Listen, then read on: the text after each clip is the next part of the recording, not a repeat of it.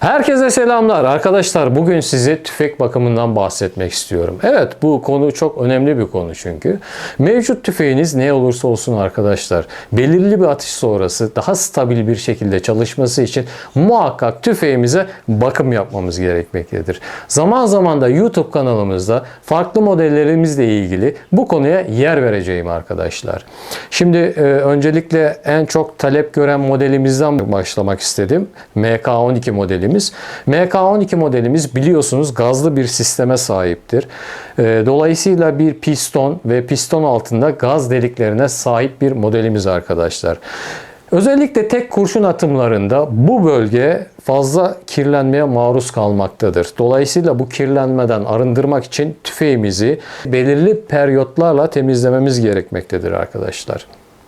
Evet, isterseniz hemen MK12 modelimizi nasıl temizleyeceğimizi hep birlikte öğrenelim. Arkadaşlar biliyorsunuz MK12'de bir namlu giydirmesi kullanıyoruz. Dolayısıyla el kundağını sökmek için namlu giydirmesini öncelikle sökmemiz gerekiyor. Öncelikle namlu giydirmemizi sökelim.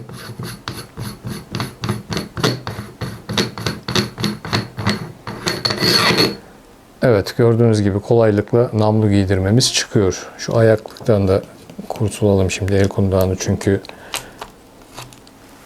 sökeceğim. Basit bir şekilde de el kundağını ön tarafa iterek bu şekilde çıkartıyoruz arkadaşlar. Evet, bütün olay burada gerçekleşmektedir arkadaşlar. Öncelikle burada görmüş olduğumuz somunu söküyoruz.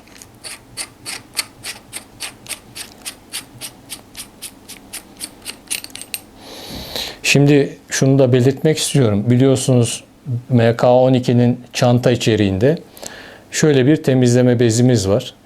Bunun asıl amacı bu çıkartmış olduğumuz parçaları bu bezin üzerine düzgün bir şekilde koymak arkadaşlar. Evet. Bu kapağın altında pistonumuz var arkadaşlar. Dolayısıyla öncelikle bunu çıkartmamız gerekiyor. Bunu şu şekilde yapıyoruz. Ve şunu da belirtmek istiyorum. Görmüş olduğunuz gibi bu barut gazından kaynaklanan bir kirlilik arkadaşlar. Evet. Şimdi bunu geriye doğru çektiğimiz zaman gördüğünüz gibi burada iki parça halinde sekmanlarımız var. Bu sekmanlarımızı da çıkartıp şu şekilde bezimizin üstüne koyalım. Ve bunu öncelikle üst kapağı çıkartıyoruz arkadaşlar. Altında pistonumuz yer alıyordu. Ve görüyorsunuz pistonumuz gayet kirlenmiş. Çünkü ben bununla yaklaşık 50 atış falan yaptım. Ondan sonraki geldiği hal bu. Pistonumuzu da çıkarttıktan sonra diğer parçamızı da çıkartalım arkadaşlar. Evet, görmüş olduğunuz gibi burada gazdan kaynaklanmış bir kirlenme meydana gelmiş arkadaşlar. Şimdi yoğun öncelikle tek kurşun atımlarında bu bölge özellikle kurşun sıvanmasıyla karşı karşıya geliyor. Dolayısıyla bu pistonun içeride hareket etmesini engelleyen bir durumdur bu. Şu anda bu kurşun kirlenmesini görmüyoruz. Çünkü ben tüfeğime belli bir sıklıkla aralıklarla bakımlarını gerçekleştiriyorum. Gaz delikleri hemen burada. Şu şekilde de göstereyim size, görebilirseniz. Burada gaz deliklerimiz var arkadaşlar. Özellikle bu bölgenin çok ciddi bir şekilde temizlenmesi gerekiyor. Önem verilmesi gerekiyor bu temizliğe. Evet, şimdi biliyorsunuz derya çanta içeriğinde bakım yağı da çıkıyor arkadaşlar. Tabi bu sonraki aşamada kullanacağız. Bunu şimdilik kenara bırakıyorum. Şöyle görmüş olduğunuz bir bezle bu bölgeyi öncelikle yağını ve kirini almak istiyorum arkadaşlar.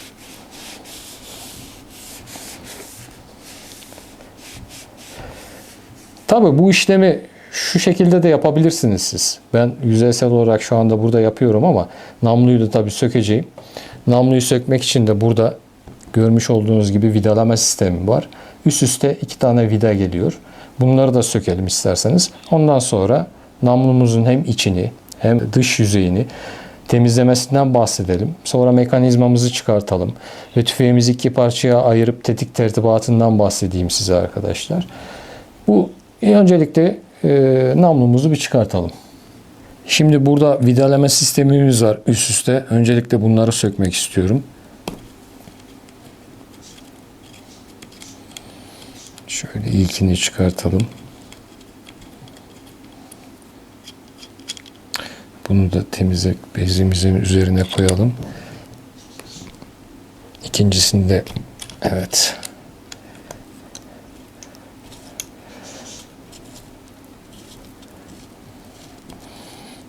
Bu şekilde sökelim arkadaşlar.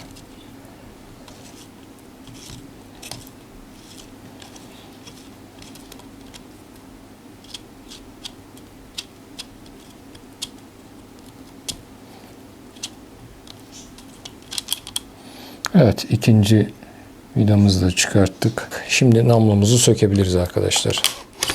Gördüğünüz gibi kolaylıkla namlumuz kasasından ayrıldı. Bunu da şimdilik buraya koyalım.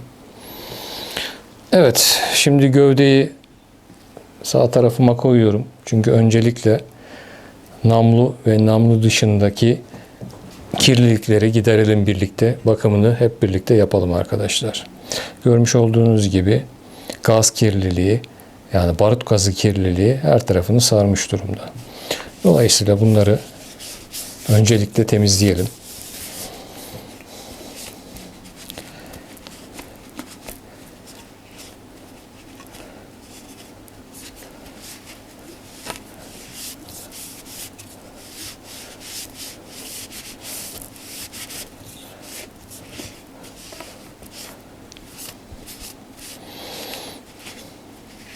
Gördüğünüz gibi daha da parladı arkadaşlar.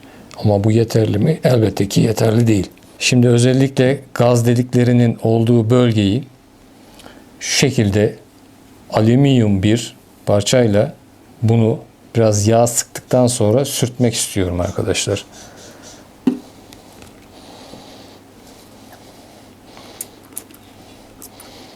Burada Derya'nın bakım yağı devreye giriyor. Şu şekilde ovarak bu bölgeyi iyice parlatıyorum. Görmüş olduğunuz gibi daha da parlamaya başladı. Şimdi bezle tekrar silelim.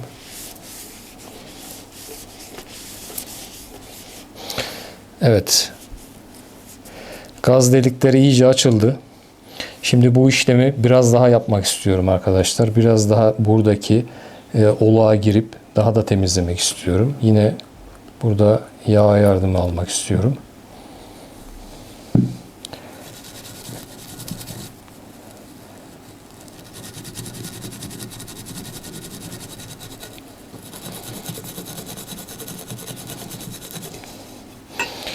Bu işlemleri ne kadar sıklıkla yaparsak tüfeğimiz o kadar düzgün çalışacaktır arkadaşlar. Bu gerçekten önemli bir konu. Hem uzun ömürlü olmasını sağlayacaktır, hem de çok daha stabil bir şekilde çalışmasını sağlayacaktır. Evet. Şimdi tekrar silelim.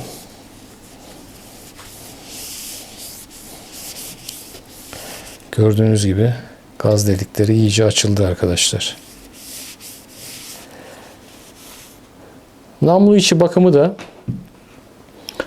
şöyle göstereyim. Basit bir burada harbi setimiz var arkadaşlar. Bu harbi setiyle namlu içini de temizlemeyi göstereceğim şimdi size. Öncelikle bunun kuruma işlemini yapalım.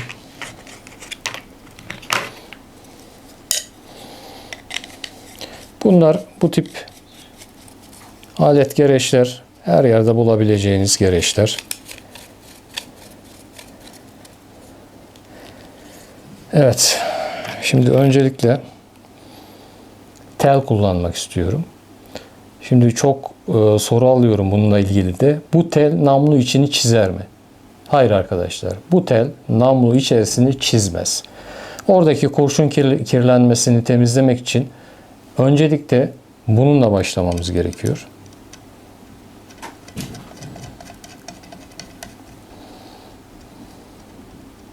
Evet. Şimdi namlu içerisine biraz yağ atmak istiyorum. Dolayısıyla bu çok daha temiz bir şekilde halledecektir.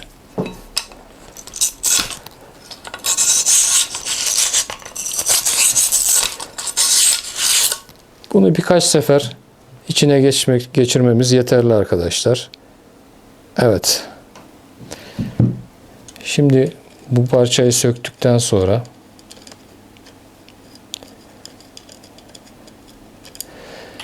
ikinci parçamızı kullanalım. Bu da plastik fırça arkadaşlar. Bu da kalan ince tortuları alacaktır namlu içerisinden. Yine biraz namlu içerisine yağ sıkıyorum. Ve bu plastik fırçayla da şu şekilde göstereyim. Birkaç seferde bununla geçtikten sonra bu parçayı da sökelim ve son parçamıza gelelim arkadaşlar.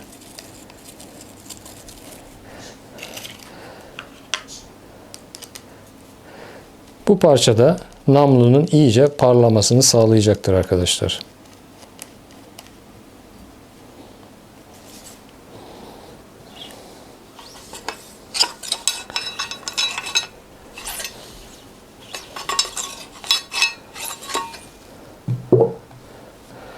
Evet, bu işlemi de yaptıktan sonra namlu içerisi pırıl pırıl oldu arkadaşlar. Harika. Şimdi tekrar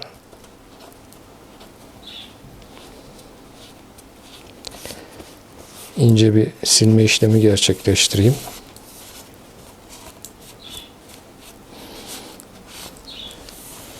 Evet, namlumuzun bakımı bu kadar arkadaşlar. Evet, şimdi sıra namlunun üzerinde yer alan parçalara geldi arkadaşlar. Yine burada bakım yağımız devreye giriyor. Bu bakım yağımızı iç kısımlara şöyle sıkarak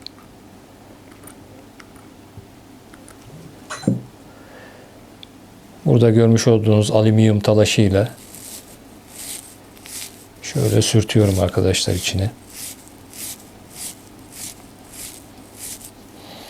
Bu işlemden sonra tekrar bezle siliyorum. Gayet güzel bir şekilde parladı. Aynı şekilde bu işlemi diğer parçalara da uyguluyoruz.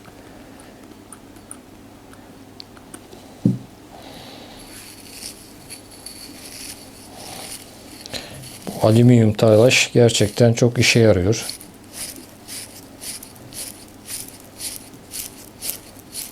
Kalın tortuların temizlenmesine çok faydalı.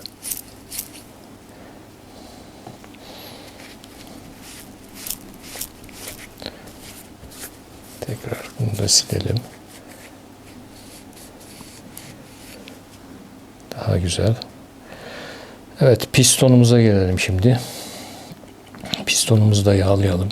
Hem içini. Şimdi piston en çok kirlenen parça arkadaşlar. Dolayısıyla şöyle göstereyim önceki rengini. Bu orijinal tabi rengi siyah değil. Bu kirlenmeden meydana gelmiş bir olay. Şimdi bunu bu alüminyum talaşıyla gördüğünüz gibi güzelce sürtüyorum.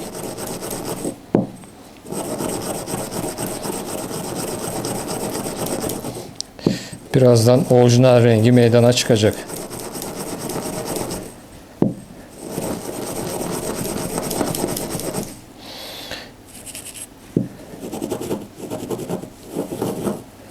İç kısmını da aynı şekilde.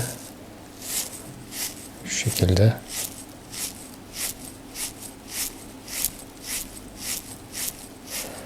En önemli parçalardan birisi bu olduğu için üzerinde daha fazla duruyorum tabii ki. Evet. Pistonun orijinal rengi görmüş olduğunuz gibi meydana çıktı arkadaşlar.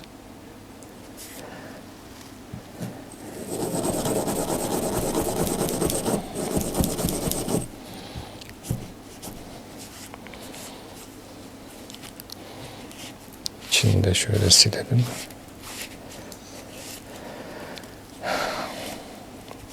Evet. Görmüş olduğunuz gibi pırıl pırıl oldu. Şimdi bu parçaları en son takarken tekrar yağlayarak takacağız arkadaşlar. Tabii o aşamaya da geleceğiz. Göstereceğim sizlere.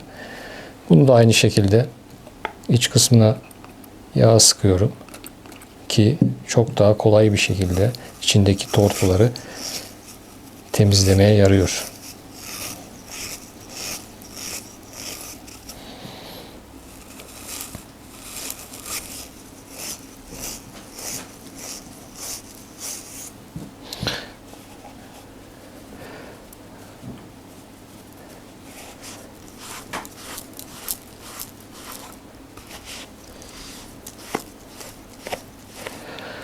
Evet, gayet güzel.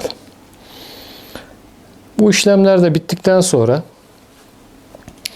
artık üst kasa ve alt kasa mekanizmanın temizliğine geçelim arkadaşlar. Kasamızın temizliğine başlamadan önce kurma kolunu çıkartmamız gerekiyor arkadaşlar. Kurma kolunu çıkarttıktan sonra biliyorsunuz MK12 modelleri kolaylıkla iki parçaya ayrılabilen bir özelliğe sahip. Dolayısıyla buradaki pimlerimizi sökmemiz gerekiyor öncelikle.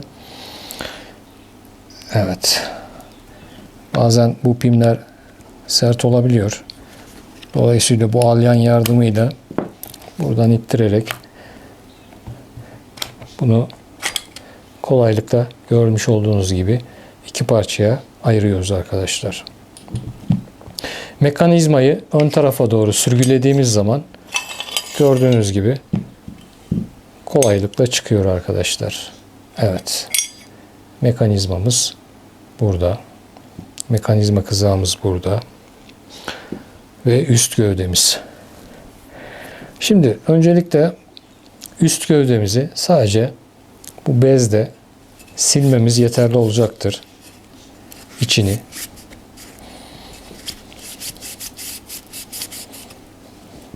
Burada oluklar var. Mekanizma kızağının gelip gittiği oluklar. Bu olukları da böyle parmağımıza bastırarak temizleyebiliriz.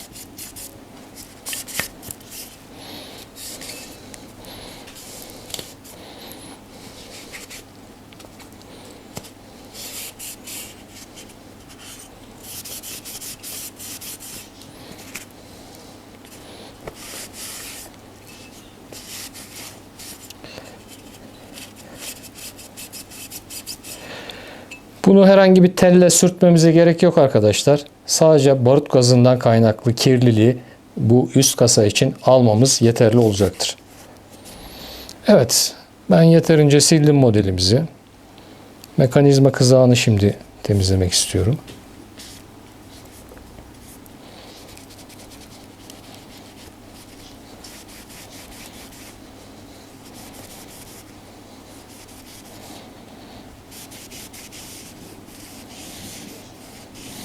Tüm bölgelerine giriyoruz arkadaşlar bu şekilde. Üzerindeki mekanizmanın çok stabil bir şekilde ileri geri hareket etmesi gerekiyor.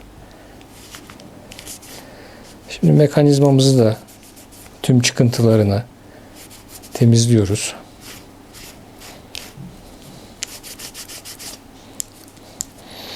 Buradaki barut kirliliğini komple gidermek gerekiyor.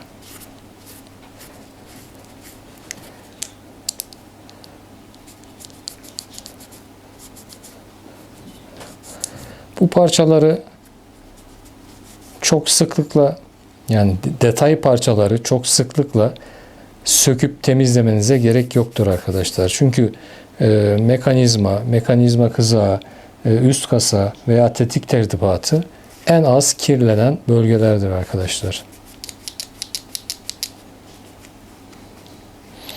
Mekanizmamızı da sildikten sonra şöyle oturtalım yerine. Şimdi üst kasamızı biliyorsunuz silmiştik. Onun bu olukları özellikle yağlama yapmamız gerekiyor. Burada parmağınız Yani eliniz bu işlemde yeterince batacak arkadaşlar. Bu sorun değil.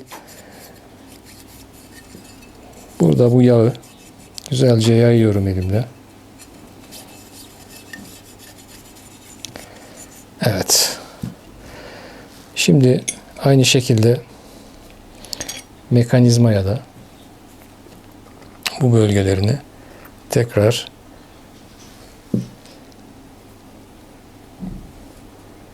yağlıyoruz.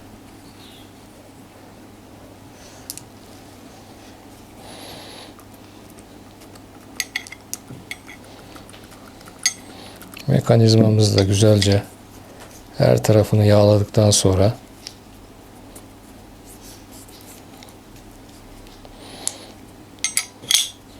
oturtalım ve üst kasamıza mekanizmamızı tekrar yerleştirelim arkadaşlar. Evet. Üst kasamızın temizliği bu şekilde. Şimdi alt kasamıza geçelim. Alt kasamızda elbette ki tetik tertibatını sökebiliyoruz. Fakat dediğim gibi kolay kolay buralar çok fazla kirliliğe maruz kalmadığı için bu işleme sıklıkla gerek yok arkadaşlar. Yani bu kısımları gene bezimle siliyorum.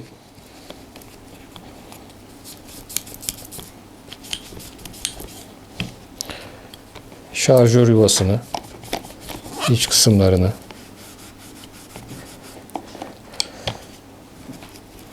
tetik tertibatını,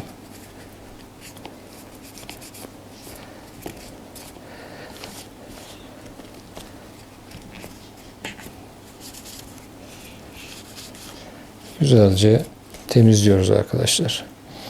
Yine tetik tertibatına burada görmüş olduğunuz Derya'nın bakım yağından kullanmak istiyorum. Evet, bu yağlama işlemini de gerçekleştirdikten sonra şimdi kasamızı birleştirebiliriz.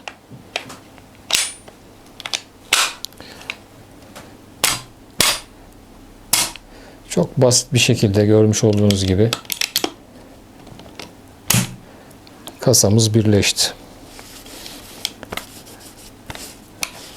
Aynı üzerindeki fazlalık yağları şu an alıyorum arkadaşlar. Kasamızın ön ve arka tarafını.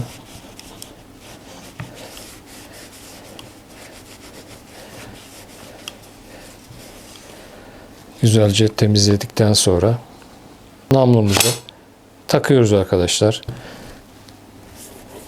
Biliyorsunuz 2 adet burada vidalama sistemi vardı. Üst üste gelecek bunlar. Bunları tekrar buraya yuvasına ilkini oturtuyorum.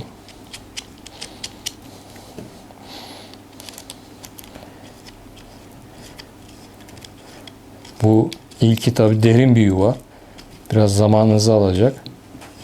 Ama tabi namlunuzu sıkıştırmaya yarayan bir sistem.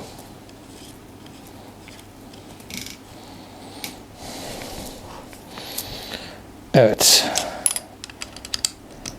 Yeterince sıktığınızdan emin olduktan sonra ikinciyi takıyorum.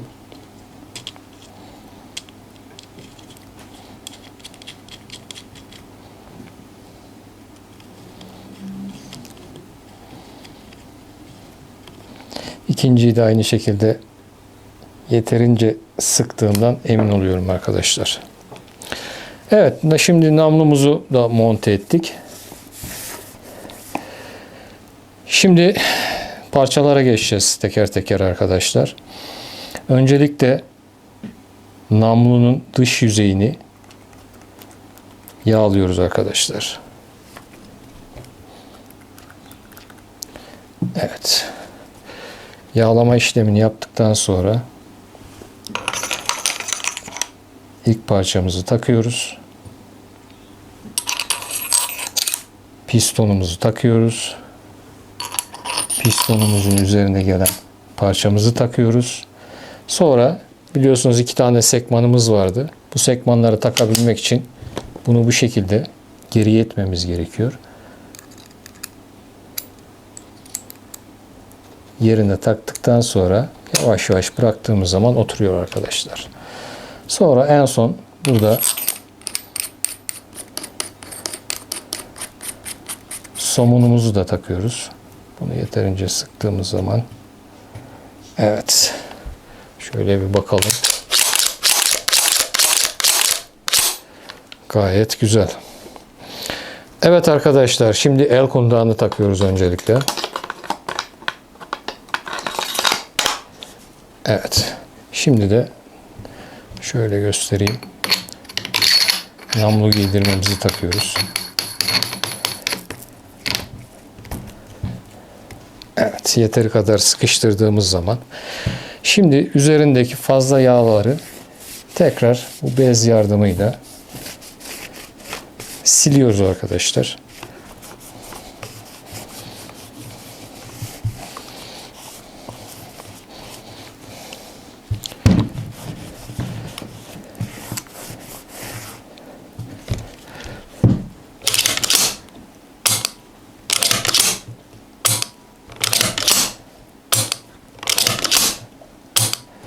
Gördüğünüz gibi tüfeğimiz artık çok stabil bir şekilde çalışacak.